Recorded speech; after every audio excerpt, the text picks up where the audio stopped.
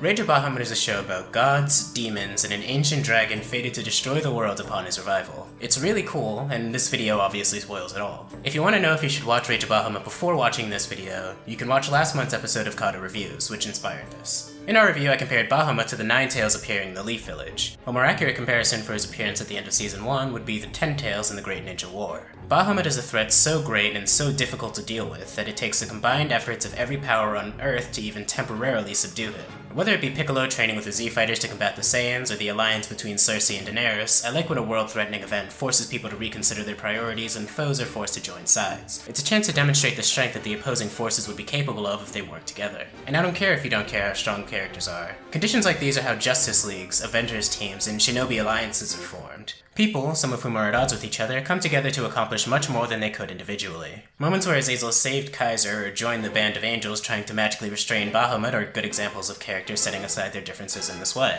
Cooperation increases the chances of everyone's survival. That's why characters like Beelzebub are so logical. If you unleash a world-destroying power, of course you too will be destroyed. In Beelzebub's case, he believed he could control that power so long as he controlled Bahamut's vessel, and sank years into this plan, but ultimately ended up being a cautionary tale about choosing trustworthy bedfellows. Seriously, you're gonna team up with death-obsessed Orochi Manson and get surprised when you find out he's misleading you and unleashing the apocalypse? Don't poke the sleeping Cthulhu next time. Though cooperation and trust are certainly feel-good themes, it does call into question if we should be celebrating these characters' strengths in this climactic scene, or wary of the weaknesses that led them to this point. After all, it took a world-shaking, fire-breathing cataclysm to finally bring all of them together, because they've spent so many years embroiled in their plots to overpower the other side and maintain their control, arguably setting themselves on the path towards mutually assured destruction through the revival of Bahamut. This feels especially foolhardy when you remember it was the cooperation and self-sacrifice of the top dogs on both sides, Zeus and Satan, that allowed this threat to be quelled in the first place. That initial solution to the Bahamut problem ended up not holding water primarily because the opposing demons and gods didn't actually learn their lesson. As soon as the big bad Bahamut's banishment began, both sides went back to working independently in their own self-interest, and that cycle continued until the seal born of their cooperation became so easy to break that a literal 5-year-old girl did it. All of that said, even at this shaky point, eventually everyone came together to rise against Bahamut. And the cycle continues. His awakening heralds both the destruction and the unity of the world, the ultimate silver lining to the darkest thundercloud. But Rage of Bahamut contemplates more than just the death of all existence. It also takes a stance regarding the minutiae of social interactions. As cool as all that Armageddon stuff was, it's not nearly as cool as Favaro. After learning that her sensei filled her head to the brim with lies and manipulated her to complete his plan to destroy the world, Amira is understandably shaken to her core. All she wanted was to be reunited with her mother, and she learns that the mother figure she remembered having was a false memory. Basically everything she believed turned out to be a lie. As far as she knows, this angel therefore has nothing to do with her. In this moment when her goals were crushed and all hope was lost, Amira places her faith in our infamously deceptive, wisecracking protagonist. In the previous episode, she was concerned about the possibility of her mother not recognizing her due to her rapid growth, but Favaro assured her that she'd recognize her just from one hug. Favaro was thinking about something else at the time, and he later seemed surprised to hear that his suggestion actually worked. So it seemed more likely that he said this to comfort his friend than just because he likes to hug his mom. If Favaro was a more honest character, he probably would have just agreed that Amira's mom might not recognize her. But having made a hobby of lying makes him predisposed to saying what someone else wants to hear. It's not just Favaro's dishonesty at play here either. If she knew that the man she believed to be her father was actually a part of the deception, she may have not been able to believe that she had a mother at all. And in a hopeless scenario, those comforting words offer her some hope and direction.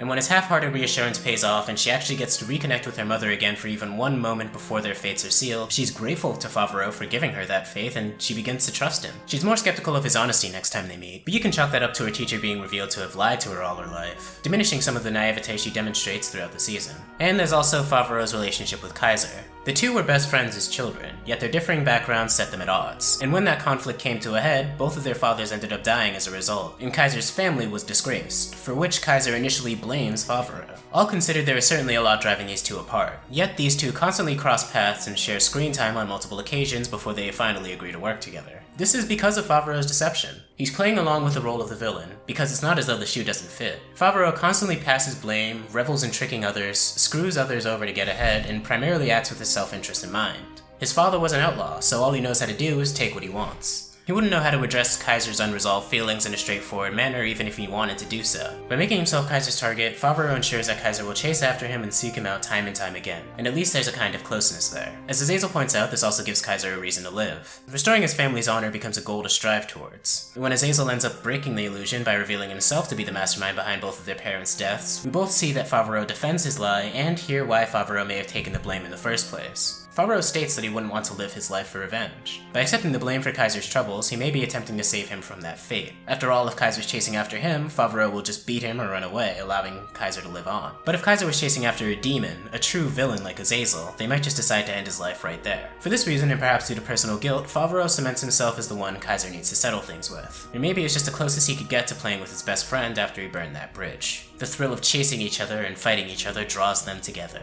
Kaiser and Amira are both fairly earnest characters who take too long to see through Favreau's deception, but neither of them really begrudge him for his lies. Because despite his duplicitous nature, he's demonstrated that he cares a great deal for both of them, and his lies themselves actually benefited them both. This is why Favreau didn't have to suddenly learn to be honest, which as a character arc would have arguably made him less interesting. By the end of the season, the goofy grin that betrayed his dishonest efforts and was always punished with a harsh slap is instead rewarded with a gentle kiss. We love you, Favreau. Never change. Deception and destruction are concepts we usually shun as being negative forces in our world, but Rage of Bahamut displays the positive aspects of these forces without disregarding the negatives. It offers nuanced and thought-provoking answers to questions like, can deception be a moral act? What does it take to learn to set aside our differences? And what does danger have to offer us? Sure, these themes aren't entirely unexplored in anime.